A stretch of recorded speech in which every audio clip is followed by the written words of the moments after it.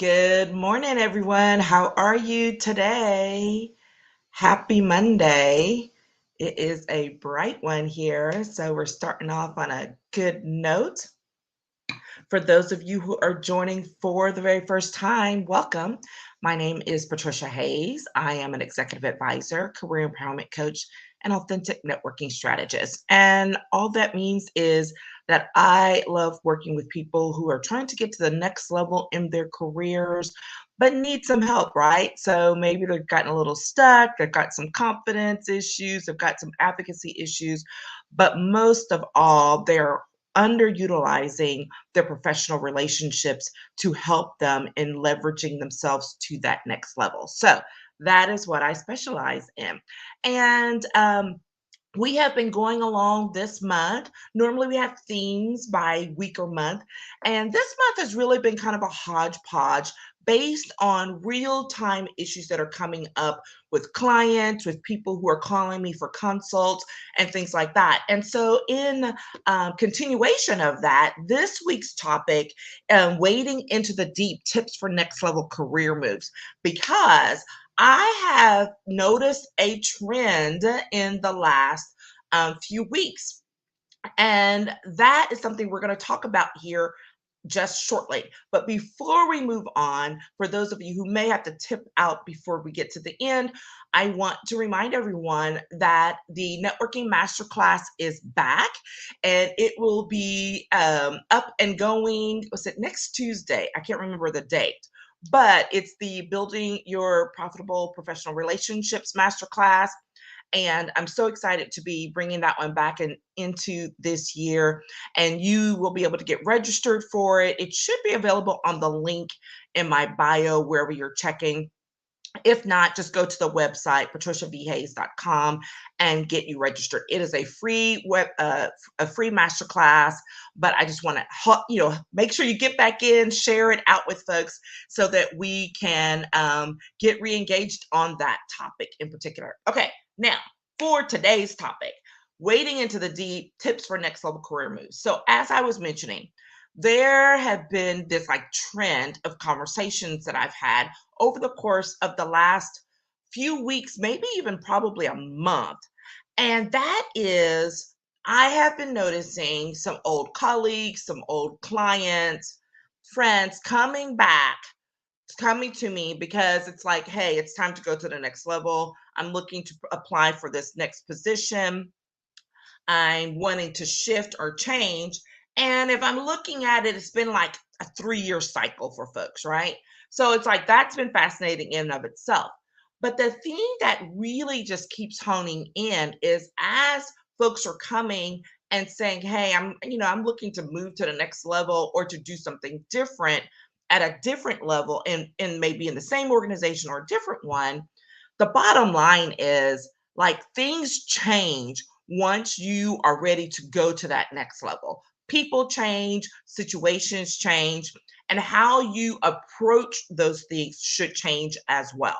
And so that's what we're going to be talking about today, is that as you're waiting out and you're trying to be like, okay, next level for whatever it is you're going to do, here are the tips that you are going to want to remember to move forward. And we can always, you can always reach out to we can have a little chat about some more specific things. But in general, here are the things. So the first thing I want to make sure I'm going to toss out here, and I will mention it again at the end. And I couldn't find my copy of it, but it's a book that's called The First 90 Days.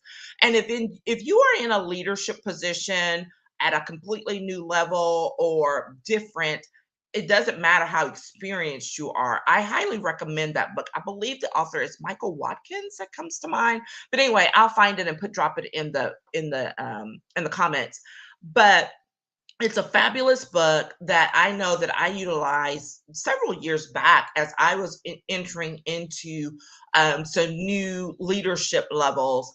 And what was fascinating about it is not just like, oh, how you handle it. It's helping you to recognize what your organization, what your situation looks like, right? Whether it's an entrepreneurial startup type thing, or if it's an established organization. based on what's going on inside the division, the organization that as it is right now. So you can have a completely startup um, a division inside a well-established organization. Like I have been faced with that several times in my career. So it's not just about, oh, well, this organization's been around, 30 years. But if you're starting something brand new, what you are doing and how you approach it is going to look completely different than what's going on in the rest of the organization. Okay. Trust me on that. I have been in one of those kind of startup situations inside of established organization. I have been in a complete overhaul, rehaul, situation inside of established organization. I mean, so it does not look the same. And people will come and tell you that, right? Like I remember those times when people come and say, like, hey, you got to slow down. You make the rest of us look bad. I'm like, I don't have time to slow down. Do you see what I'm dealing with? Right. So it's going to be interesting to watch how those things evolve for you. But here's the first tip.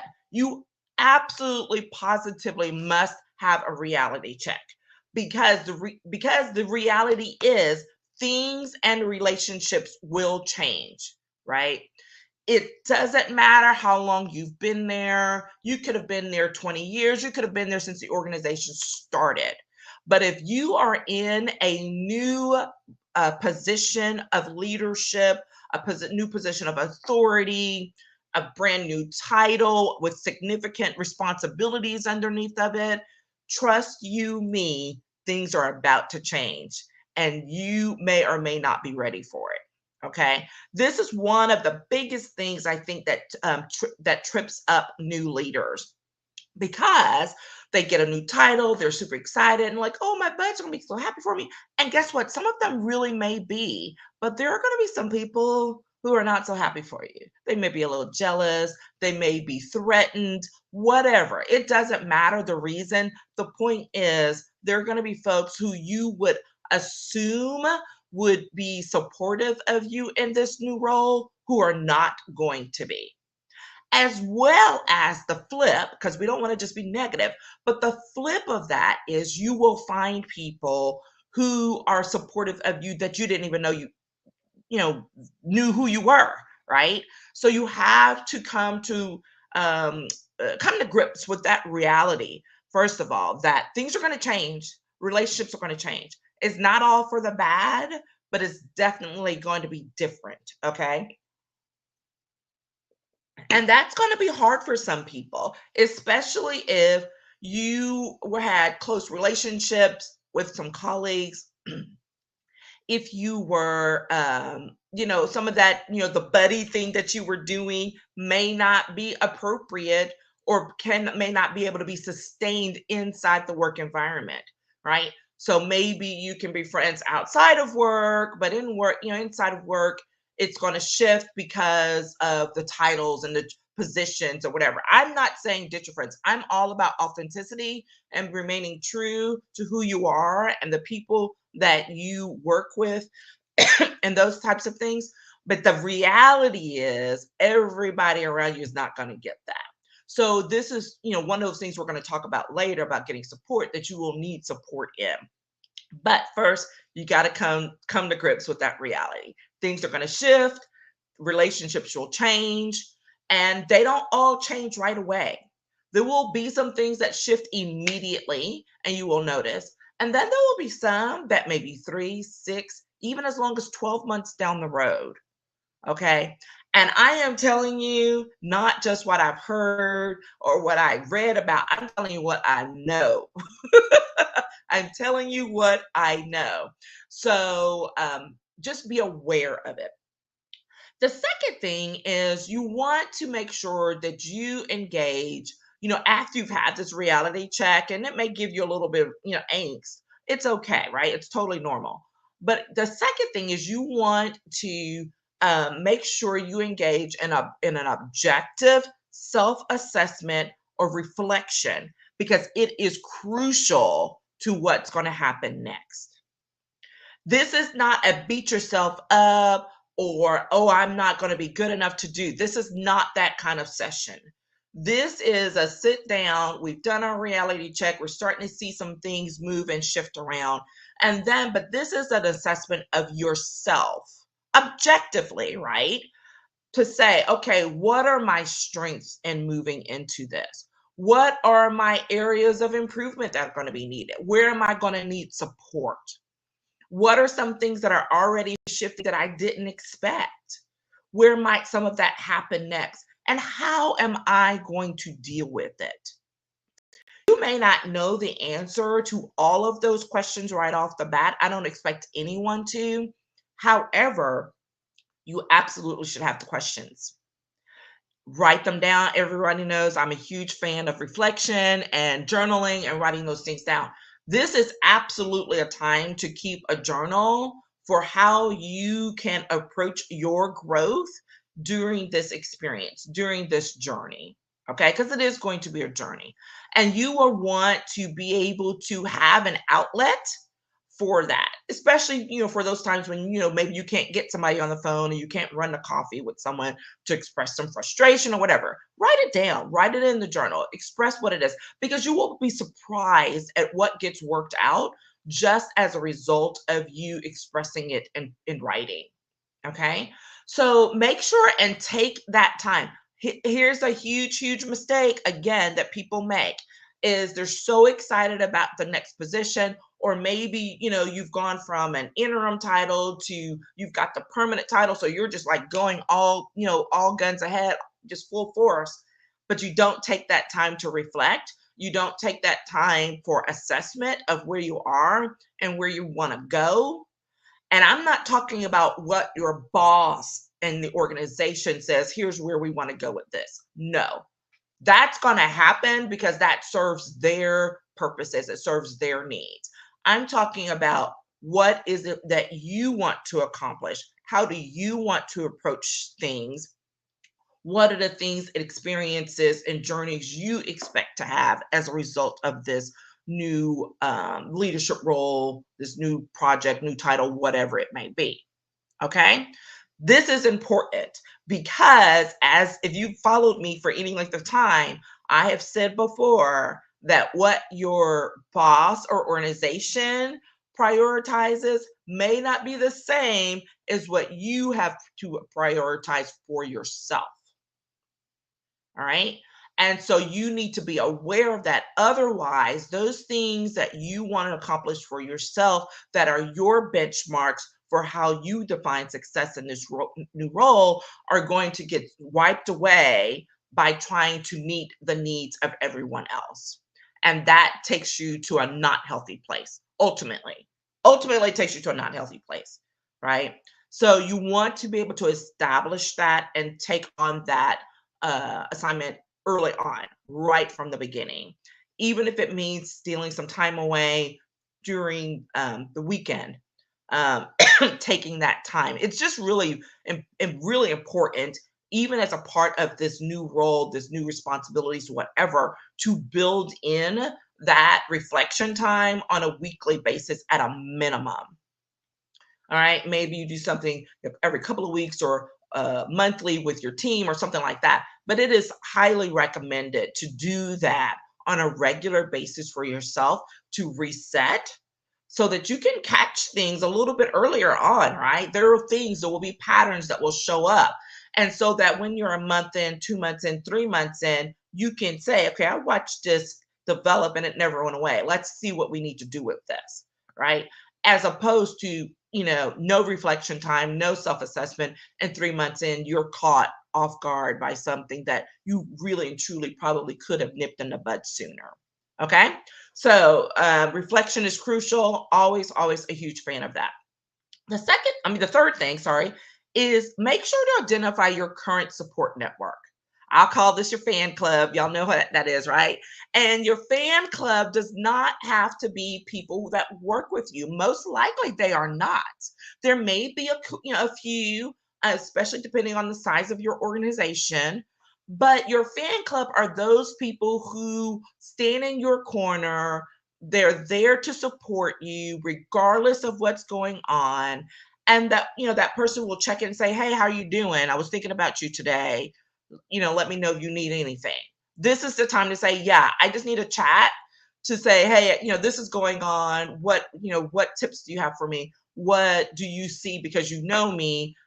What things can you provide for me as far as insight for me as I go to the next level? I remember having this conversation during one of my major transitions with folks who were watching me at a much closer level than I realized. And when I heard what they had to say, I was blown away, right? So there were some of those self-confidence issues and self-doubt things that really and truly was like, hey, I've got this, because this person who's not living and engaging with me on a regular everyday basis still has this to say about my work, about who I am, how I present myself in the professional marketplace. And so you need those people to be your chair club, right? And that's just not to say they're like falsely like, oh, just saying good things about you and then not no depth to it. Not at all. These are also the folks who will give you the valuable that you may need in order to succeed, but in a healthy way, right?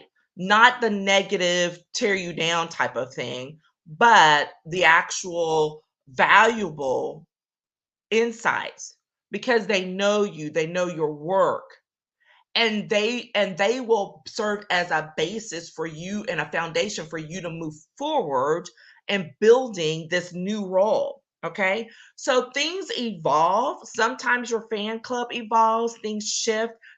Some people who were there at one time won't be there for the next, and again, this is all a part of the growth process. But don't throw the baby out with the bathwater. Isn't that how that goes? So don't think just because you've gone to this next level that these other folks aren't going to be there for you anymore. Don't make that assumption on their behalf. All right. Engage with people. Let people fall off as they will, but you would be surprised who continues to stick it out with you, as well as some folks who you didn't realize was a fan club member who will step up. Okay. Which gets us to the last point, which is build your new network and your new support systems, right? You have to do this when you're going to the next level. There are going to be new experiences, new challenges, new opportunities. And when that happens, there's also this great, fantastic opportunity for new people to come in who will be a part of your support system, who will be a part of your, new member of your fan club. Don't blow everybody off, right? But because here's the reality, what got you here won't keep you here. So you have to be willing to grow into it. There's a saying about what is it about being whether you want to be the big fish in a small pond or a little fish in a big in a big ocean. And sometimes, when you're going to that next level, you're the little fish in the big ocean. So you can be a little overwhelmed. You're like, I'm not ready for these people yet, or, and you can have those types of things. But the reality is you're growing. The potential for your growth is high. So this is the opportunity to grow up, to build up, to reach out, to put yourself out there. This is a little bit on that vulnerability. Maybe that's what I'm going to post for Wednesday, is the session about vulnerability in your networking and in your relationship building, and how important it is for the next level of growth.